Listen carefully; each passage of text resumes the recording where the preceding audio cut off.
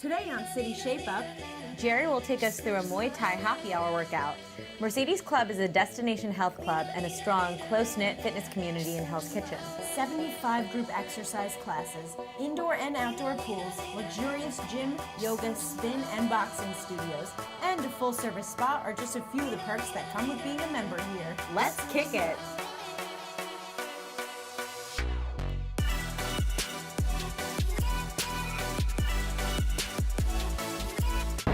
Hi guys, my name is Gerry Pinzone and I am a Muay Thai instructor at the Mercedes Club in Hell's Kitchen, New York.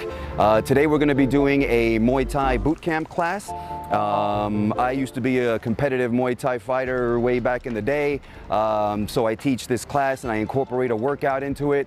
One of the things I like to do is modify it a little bit so it's not so much for the sport application but for workout and sometimes a little bit of self-defense. So I change a few things around to make it a little bit more user-friendly, so here we go. All right guys, so the first thing we're going to do is we're going to work with actually a groin kick, which does not exist in Muay Thai, right? But I think it's a good thing to learn. So the first thing you're going to do is you're going to start with a jab, right? So that is a straight punch with the side that you're leading with. So in your case, that's going to be the left. In your case, that's going to be the right because you're a lefty, right? So the idea here is because people instinctively will protect the groin, if you go for a direct groin kick, it might be hard to get. It might be hard to land. So what you're going to do is use the jab as a sort of decoy. It makes them react, and then if they do this, it's going to leave them open to the groin shot, right? So the first thing we do is a jab, and then you're going to step in and throw a kick right up here. So jab, step, kick. You're going to land the foot back behind you, back where it was, and then you're going to throw a cross, a straight right, in your case a straight left, and then a hook. So it's jab, step, kick, recover, cross, hook. Jab, kick, cross, hook. You guys got that? Yeah. Right? All right. We're going to do that for like a minute, and here we go. So jab, kick, and cross, hook. Good. Keep your chin down, kick, and cross, hook. Again, don't forget, you can move around a little bit, step around, right? Maybe step into the kick, right? So step in a little closer. Good.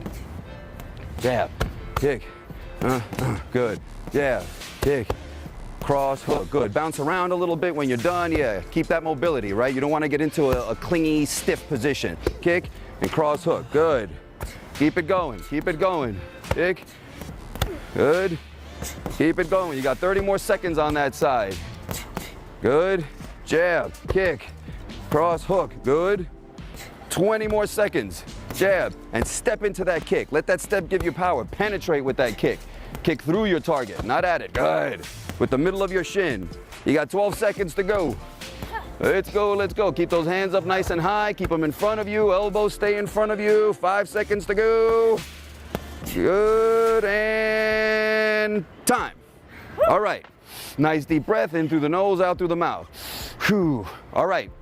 Next thing we're going to do is going to start with a jab cross. So it's jab cross, right? Straight left, straight right. From here, you're going to step forward with the right foot. Jab cross, step forward with the right, and then throw the left kick, right? In order to recover your position, what you're going to do, watch me, step, kick, come back. Step, kick, come back. Come back. So the come back puts you back in your yeah.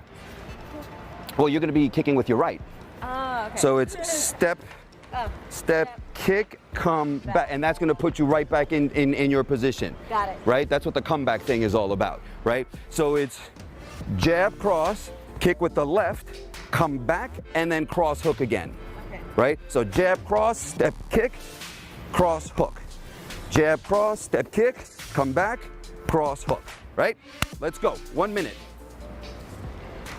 Jab, cross, step, kick.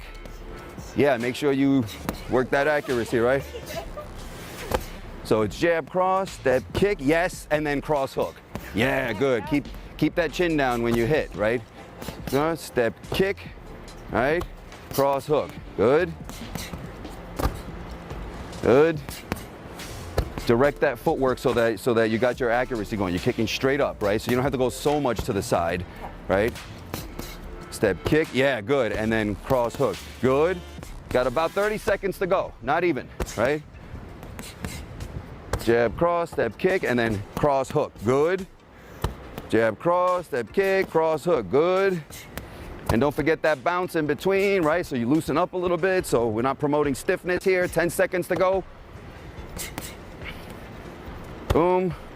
Cross, hook. Good. Jab, cross, 2 punches. 2 punches. 2 punches, left kick, and then cross, hook. One more time. Boom, boom, step, kick, and time. Good. Gloves off. Okay, so watch what I'm doing here. This is a move that promotes agility, and it definitely works your lower body, right? Your quads, your glutes, really good exercise. So watch what we're doing here. The first thing you're gonna do is you're gonna start in a deep squat. When you're in that squat position, you want butt low, chest high, right? So you can lean forward if you want, because it's gonna be pretty impossible to maintain a squat with a perfectly straight back. So it's okay to, you know, shoot your butt back, to lean forward a little bit, but when you do it, you must have that chest tilted up. So even if you're leaning forward, the chest is high. You don't want it rounding like this, right? So from here, you're gonna bring your hands over, right? So it's one hand, then the other. You're gonna transfer that weight smoothly, right? So it's one hand, then the other, and then from here, a little cartwheel, right? So once you land the cartwheel, you're gonna have to transition and keep going, right? So when you do that, chest up, butt down, chest up, butt down, right? So ready? Let's go, let's do it. Make sure you don't kick each other, so be aware of your surroundings as you do this. Good. Nice light landings with those feet. Get that butt down. Butt low, chest high, yeah. And Lauren, put a little more flow into it. Get a little air time with those legs. Yeah, you can bend those knees. Yep, back the other way, absolutely.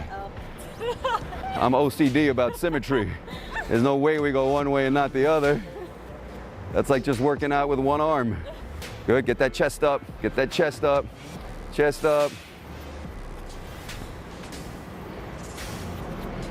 And good, all right? Shake those quads out a little bit, right? The next thing we're gonna do is called a beast crawl. So this works your lower body, right? So the beast crawl is gonna work your upper body. So the idea then is this. You're gonna get on all fours, right? Your knees are gonna be pretty close to the ground, but they're not gonna touch the ground, right? But they're pretty close, right? So you don't want the knees coming up like this, right? You're gonna move in what we call the alternating limb principle. So that means if you move your left hand, right foot, right hand, left foot at the same time, right? See how I'm sort of hanging here a little bit? I'm not doing this. Try to get some air time when you transition, right? That's gonna work the muscles more and it's gonna engage your core a little bit more. Also make sure that when you're stepping, you don't do this. So imagine there's a drink on your lower back and you don't want that drink to spill. So you gotta keep that butt steady, right? So it's this. Everything stays steady. You're putting all the weight on the hands, right? Not on the legs. You're looking where you're going, right? And you do it like so. When you get to the end, you're gonna go backwards. Same idea. The limbs are moving at the same time, but they're alternating limbs. Left hand, right leg, right hand, left leg, right? So imagine you're a cat stalking. So you don't want to stomp with your hands. You want to roll real smooth, right? So knees close to the ground. Also, when you step forward, the knees only go as far as your belly button. Good, smooth.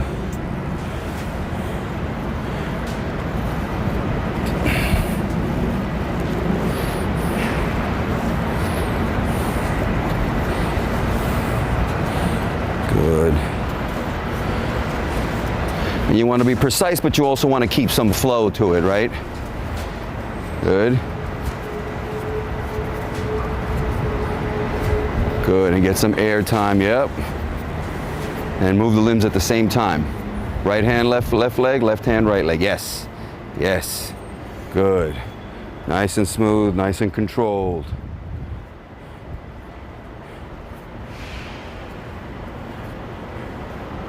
Good. All right, so we're gonna grab some mats. Gonna do a little bit of abs, right?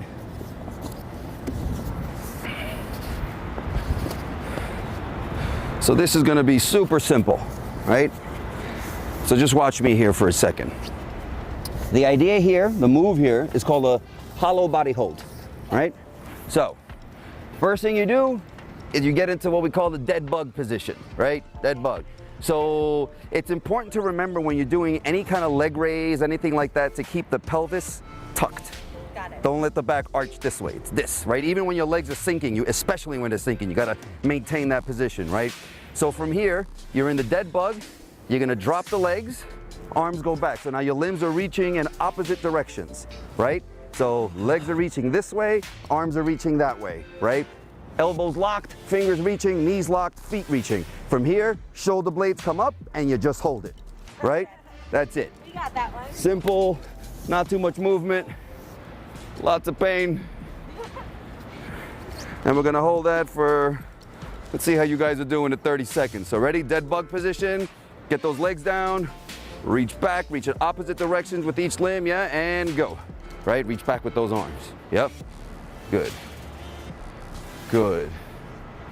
You're keeping that pelvis tucked, back with the arms. More. Oh no. Yeah, just like that. Good. You can bring the legs up a little bit if you want, right? Because you want the spine to be pressing into the mat. You don't want this gap over here, right? So get those shoulder blades up. Almost like you're doing a crunch, which you're not going to be able to do, but that's how you want to engage the muscles, right? Get those arms back, right? You guys got 15 seconds in you? Oh, I think so. Yeah, all right. Those legs up a little bit. Those arms back a little bit. Like that, right next to your ears. You got 5 seconds. 5 seconds, nice straight arms, reaching in opposite directions, and time. All right, nice. All right, back up, gloves back on. All right.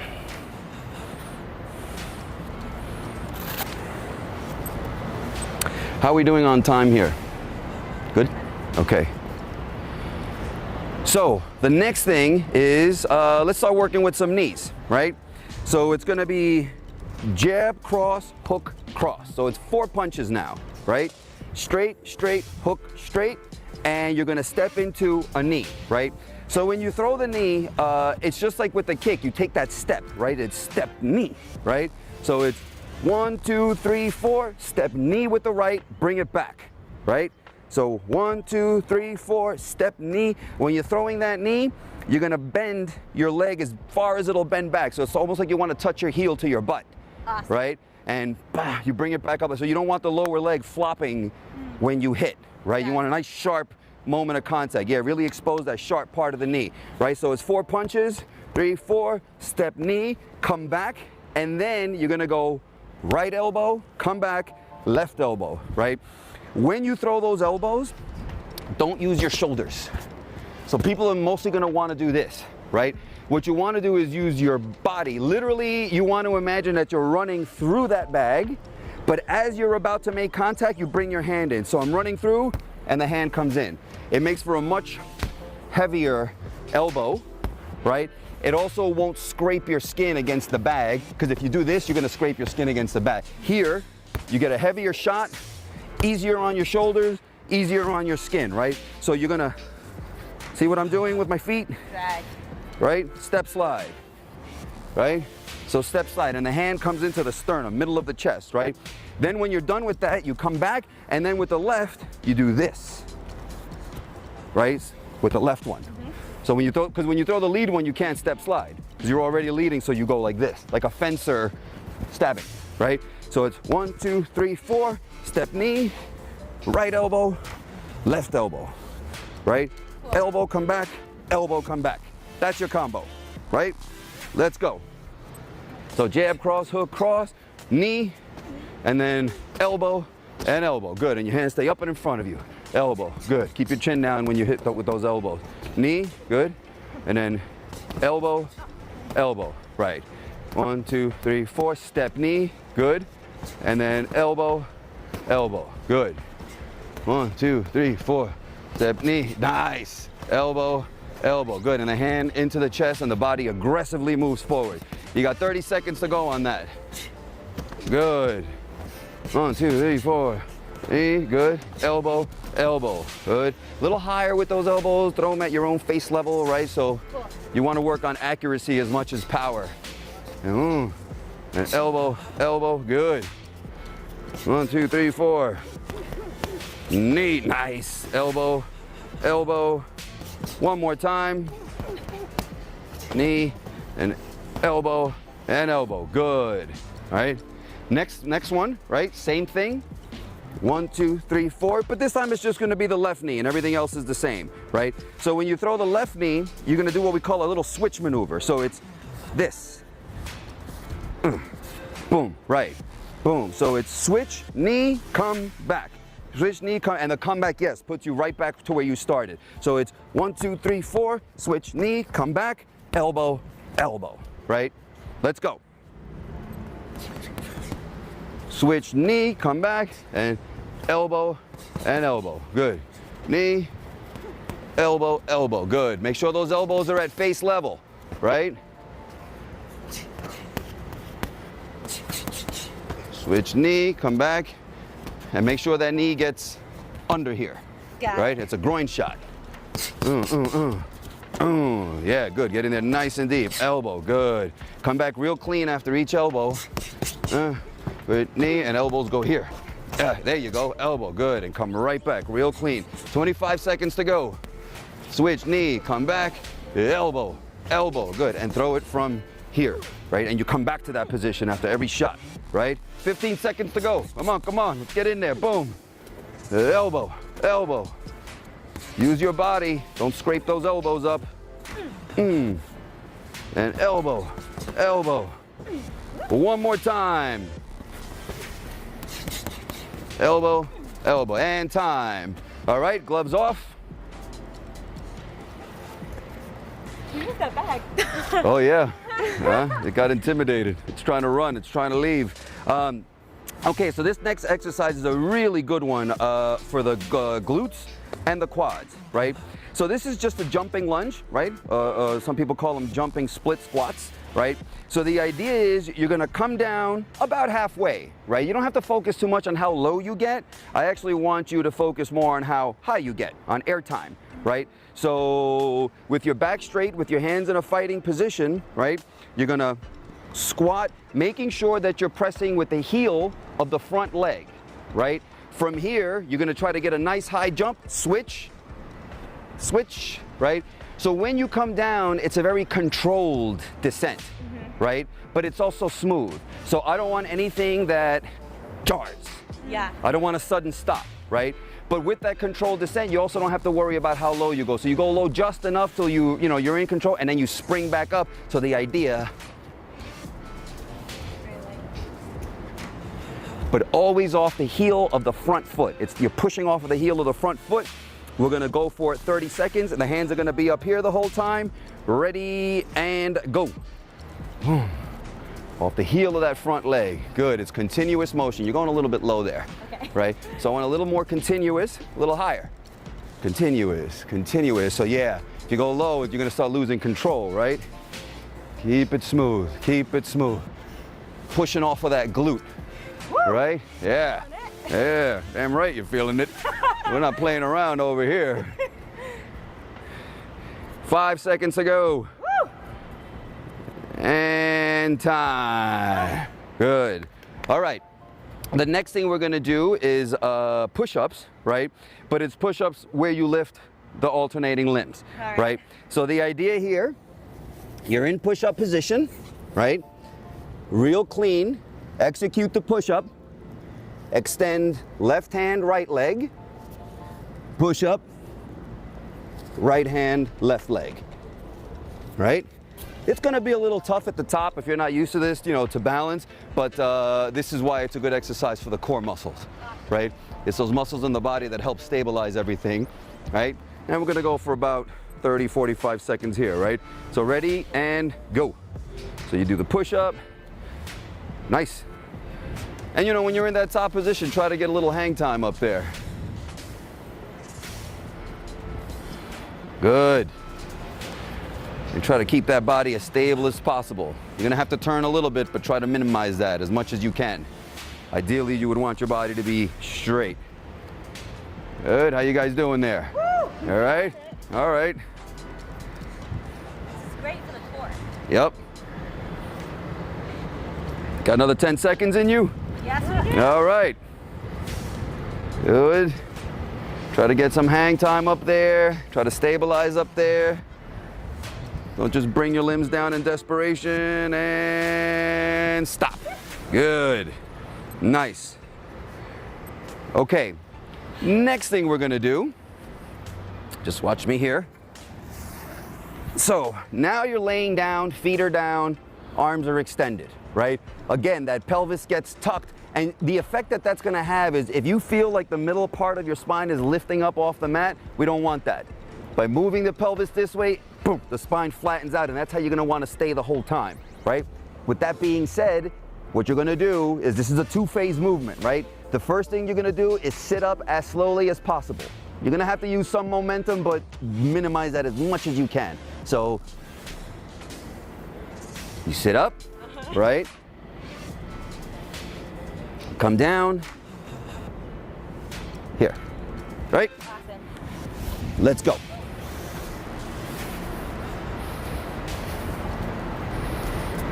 And go. Whoa, slow that down. What's the rush there, cowboy? We're all friends here. All right, everyone can take their time. Yeah, all right, now we're talking. I like that, I like that. Savor the experience, all right? Keep that pelvis tucked in. Keep those feet together. Point them, keep those feet together. Yes, very nice, very nice. Good. Nice and smooth. And now we get the upper and lower abs with this, right? Get the whole shebang. Good. 5 more seconds. So you'll each do 1 more rep. After the legs come up, you're each gonna do 1 more rep. We got it. All right? Woo. Nice and easy, nice and slow. And you come up nice and smooth. Good. Good. And time. Bring them down nice and easy. Excellent. Nice work. All right. Okay. All right, guys. How do you feel? Feels great. Awesome. Awesome. Yeah. Good work. Thank you Very so nicely much. done. Yeah. Thank you. All right. That was wonderful. awesome. Excellent. Excellent. Hey guys, we're back. We're here at Mercedes Club with Gerry, who just led us in our awesome Muay Thai workout. So I'm feeling sweaty, I'm feeling great, and now it's time to learn a little bit more about Muay Thai. So can you tell us a little bit about it? So Muay Thai is a martial art that originates in Thailand. And it came to the US, I'd say, maybe a little over 20 years ago. And it is a competitive sport. It's probably the most popular sport in Thailand. And it is a form of kickboxing in which the use of elbows and knees is allowed in the ring, right? So if you shove someone's head down and knee them in the face, that's totally kosher. Elbows to the head are, you know, pretty good. And so when it first got to the US, it was pretty quickly adopted as a self-defense system, right. Because it's very simple. Right, so a lot of the martial arts before then were traditional, like kung fu and karate, and it's steeped in tradition and, you know, animal forms and stuff like that. Where in Muay Thai, the objective is strictly functional. So there's no ranking system. Many martial arts have a ranking system. In Muay Thai, your ranking system is whether you can fight or not.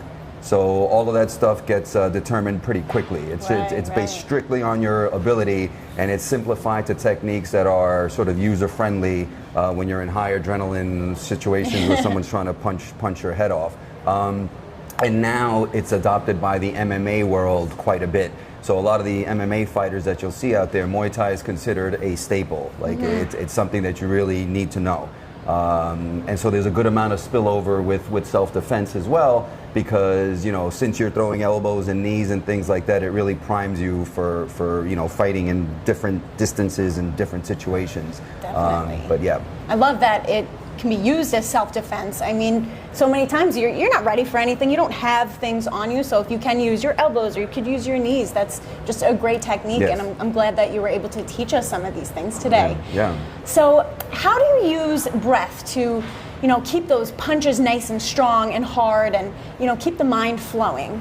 Well, breath is very important because another aspect of Muay Thai, and one of the reasons it got adopted the way it did by the fitness world, is because conditioning is an extremely important aspect in Muay Thai, right? If you're in the ring and you get tired and the person in front of you is not tired, then your techniques are worthless. Right. So you need to have a lot of gas in that tank.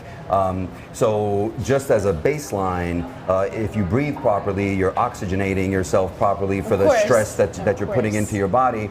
But there's also a certain sense of timing that you have with your breathing. So whenever you execute a kick or a punch, there's a little hiss that goes along with it, like ish, ish, ish. And what happens is that builds up pressure in your body cavity that allows you to be more explosive. So that's why you hear when boxers or Muay Thai fighters, when you hear that hissing sound, it's because they're building up pressure in their abdomen to be able to generate more force. And also if you get hit, a little exhale is what you should do. So if you're about to take a shot, in that split second before you get hit, you just sort of tighten up and brace yourself. Whereas if you were, let's say, inhaling at the moment that you get hit in the stomach, you're going to drop right to your knees. Yeah, that's going to be, you're going to get the wind knocked out of you. So by bracing yourself and just doing a little bit of that out breath, it tightens your abdominals and it just allows you to, brace yourself to take a shot. And it also helps organize your movements. Right? So when you're in a fight situation, which is a very high stress situation, your technique needs to be pretty clean, right? Otherwise, if you start getting sloppy, you leave openings, your movements become inefficient. Yeah, you were saying so that. with every movement, there's a breath that goes along with it. So there's this sort of rhythmic aspect that helps you, for lack of a better word, organize everything, right? So you want to flow, but you also want to be precise and organized in the way you're moving, and the breath is a very important part of that. Wow. It coordinates everything. So it seems like these combinations can get very intricate with the breath, with the movements, everything. How do you keep yourself from staying, out of your head? Because I know sometimes when I'm doing it, I'm like, okay, right, then we're left, and then I got to do that switch, and then I got to kick. Is it just practice? Is it? I mean, a lot of it is practice, and a lot of it is knowing how to break down your movements, right? So there's a lot of sort of paradox in that, but when you do execute a technique, even if you're moving using your footwork or whatever it is, you want to really organize every aspect of that movement and initially rehearse it very slowly, step by step. Right. Don't rush anything, don't try to flow before you have the fundamentals down. Then once you do, then you begin putting it together and flowing with it. So that's one way, right? Just to sort of being able to execute things properly. But depending on how you do it, right? Because Muay Thai is a fighter's sport. Right. So nothing gets you out of your head like taking a good punch to the face, right? So it's the type of training is geared to not let you get lost in abstraction. Everything is very basic, right? You have your techniques, you block, you hit with power, and you avoid being hit. And if it happens, you really have to just sort of take it in stride and pull it together and just keep doing what you're doing. And there is actually a term that was taught to me by my trainers, and I forgot the term in Thai, but the translation was cool heart. And it is the mindset that is prized or sought after by any professional Muay Thai fighter, and it's this sort of idea of staying stoic through it all. No matter what happens, no matter how hard you get hit, no matter how tired you are, no matter how much your body's hurting, you just stay focused, don't let your emotions run away with you. You've got a job to do, just execute and do it. And that type of training sort of lends itself to not getting stuck in your head too much. Because the minute you do, you get hit. Yeah. So if you ever work with another human being who's actually trying to get at you, right, the minute you do that, you'll get hit. So it's I'm not suggesting that you get punched in the face a lot, but it is built into the training, and I think it's a good thing to consider. Yeah. Right, just do the thing, right, and not get lost in your thought. And it applies to a lot of other areas in life anyway. So I agree. And good thing to learn. One last question for somebody who's never boxed before, they've never done Muay Thai. What kind of advice would you give to them if they want to maybe come here and take a Muay Thai class with you? What advice would you give them? Keep an open mind. Don't be too hard on yourself. Yeah. That's actually one of the biggest things I run into. Really? And it's not because, a lot of people when they say that, it's sort of that whole feel good, be positive about yourself. I'm not even getting into all that. But when you're too hard on yourself, it actually affects your efficiency. Right? Because a lot of these movements are not easy. Some of them are difficult movements. So, I see a lot of people that, by the time they make their second, third mistake, they get very discouraged and get angry at themselves and that kind of thing. And I always try to explain to my students, it's a pointless thing to do. Yeah, right? You might make 10 mistakes, 50 mistakes, 200 of them. It doesn't really matter. Just keep at it, keep moving, keep going, and it'll come. and you know, just be patient with yourself. But I mean, don't be complacent. You know, be driven and try to do your thing, but don't be too hard on yourself. Keep an open mind and focus and have fun. It's great advice. So thank you so much, and thank you to Mercedes Club. We're gonna replenish a little bit right now, so we'll see you guys at the next workout. Cheers. Thanks for kicking it today with us, guys. That Muay Thai workout was killer. We'll see you next time on City Shape Up.